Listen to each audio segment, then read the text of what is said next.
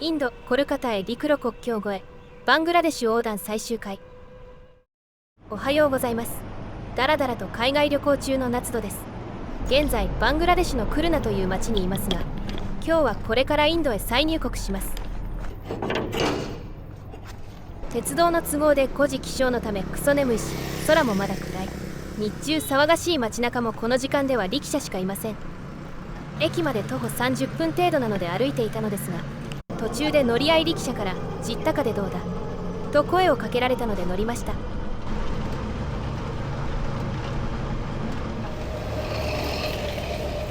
駅到着。朝早いですが力車がたくさん客待ちしてますね。その辺で寝てる人はホームレスかな。まずはカウンターでチケットを買います。買えました。国境の町ベナポールまで45タカでした。安い。まだ時間があるので朝飯代わりに菓子パンとチャイをいただきます。甘い。これ前回も食べたやつだな。まあええか。そろそろ時間なので列車に向かいます。この列車が私の乗る国境行きの便のようです。バングラデシュ名物の屋根に乗る乗客、いわゆるトレインサーフィンは見られません。乗客が少なくて車内に収まるからかな。時間になったので列車に乗り込もう。自由席っぽいので適当に座ります。帝国をやや過ぎて出発。この便でインドとの国境の町ベナポールまで行きます。この辺は田舎って感じの風景やね。田んぼが広がっている良い景色。バングラデシュの米の生産高はインド、中国に次ぐ世界第3位の規模らしい。米ばっか食べてそうな我々日本は12位らしいので、この国の生産量すごいね。ところでこれから行くインドへ入国する際はビザが必要です。私は E ビザを取得済みなのですが、 E ビザでは陸路国境は通れないという情報があります。果たして無事入国できるのか。ベナポールの町到着。この駅から国境までは 1.5km ほど離れているようでオートリキシャの勧誘が多い。私も乗ります。100タカぐらいだったと思う。忘れた。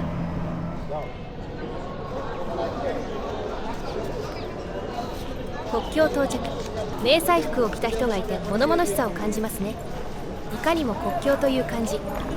まずは出国税を払います。バングラデシュでは国を出るときに税金を払わなければなりません。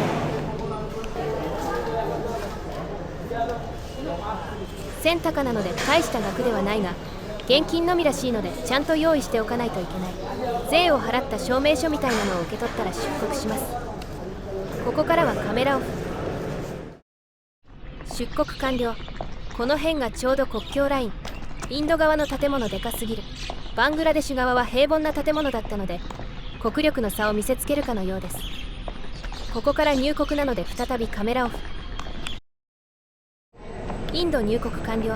アライバルカード書くの忘れて手戻り発生しましたが、こちらも特に問題なく通れました。驚いたのは入国後に SIM 売り場があること。コルカタ空港になかったのに陸路国境にはあるんかい。 SIM のリチャージもできると言われたけど、私の利用しているボーダフォンはエリア外でダメとのこと。なんでやねん。国境を出たらトゥクトゥクなどの客引きが待ち構えてます。国境からコルカタまでのバスがあると言われたのでついていったらもう出発済みとのこと。なので近くの町バンガオンで鉄道に乗ることにします。バンガオンまでは電動自転車の荷台。面白そうだから承諾したけど、サスペンションもクッションもないので辛い。しかし道は巨大な街路樹に囲まれており、ジブリ映画みたいな雰囲気でとても良い。ジブリ映画あんまり見てないから勘で言ってます。ところで何も問題なく E ビザで陸路国境を通れたわけですが、 E ビザで陸路が通れないのは1回目の入国時のみらしい。初回に空港などで E ビザで入国した後は陸路国境でも問題ないという話ですが、この辺の情勢は変化する可能性もあるので、渡航の際には各自よく調べてほしいです。バンガオン駅到着。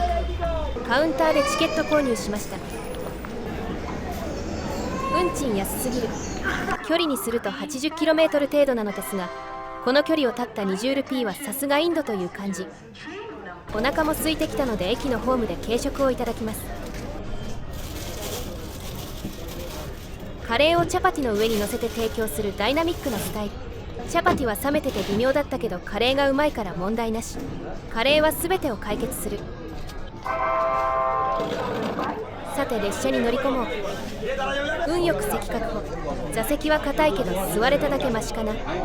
相変わらずドアを閉めずに走るんやな。このドアが閉まる時は来るのだろうか。つり革の数がすごいけど、もしかして通勤用なのか。これ車内販売も来た。ライムかな。お菓子もあります。しかし3人用の座席に4人は狭い。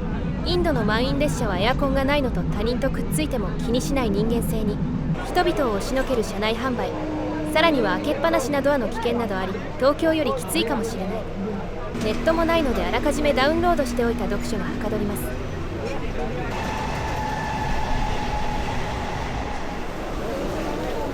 ついにコルカタ到着。行きはコルカタ駅からでしたが、今回はセルダー駅。こちらの方がより大きな駅で市街地に近く便利。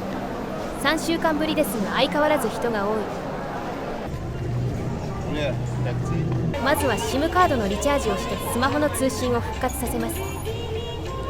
お釣りの1ルピーがアメちゃんできたのおもろい。実際1ルピーコインとかもらっても困るしよいね。さて腹も減ってきたので昼飯にプリーをいただきます。中が空洞でふっくらとした揚げ焼きしたパン。これをカレーにつけて食べるとうまいんだよね。プリーだけではちょっと足りないかなと思ってたところに謎のドリンクの屋台を発見。飲めなくはないけど量が多すぎる。それにかなりドロッとしていて飲み物というにはやや重い。成分表を見るとタンパク質がかなり多かったのでインド風プロテイン飲料だろうか。謎です。腹も膨れたのであとはバスに乗ってゲストハウスへ向かうだけ。このビルの上にあるのですが、ドアが手動のレトロなエレベーターが良い味を出してます。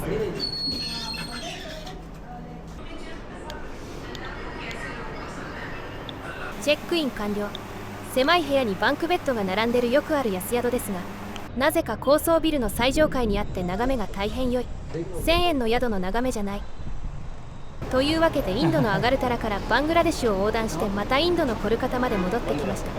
我々島国の人間としては海外旅行と聞くとどうしても空路を想像しますが、陸路旅も面白いもんです。